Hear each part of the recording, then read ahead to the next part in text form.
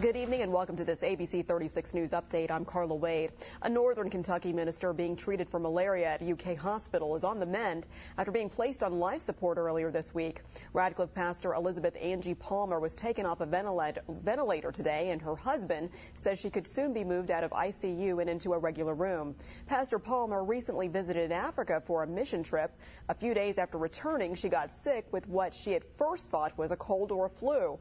But after 2 doctor's visits, she got sicker and eventually collapsed. Her kidneys failed and she was placed on a ventilator. She was transferred to UK hospital where tests confirmed she had malaria, which is usually treated easily if caught quickly. She's expected to recover.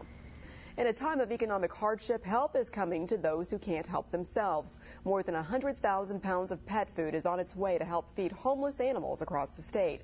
ABC 36's Cheryl Glassford has more.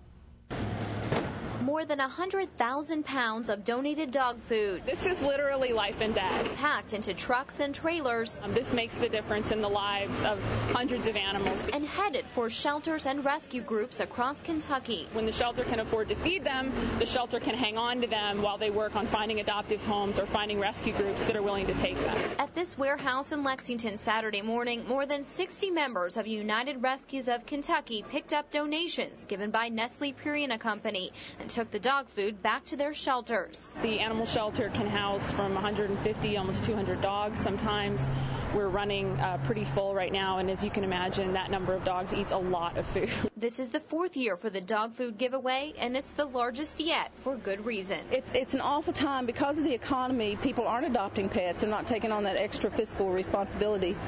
And also people are turning in their pets as they lose their homes, as they lose their jobs, and it's heartbreaking. They come in and they're crying.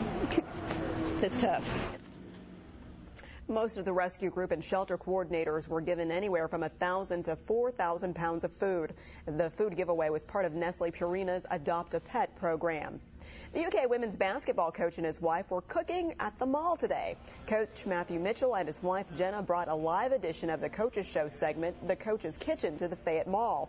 It was in an effort to grab attention toward the women's basketball team and achieve a goal of 5,000 new season ticket holders.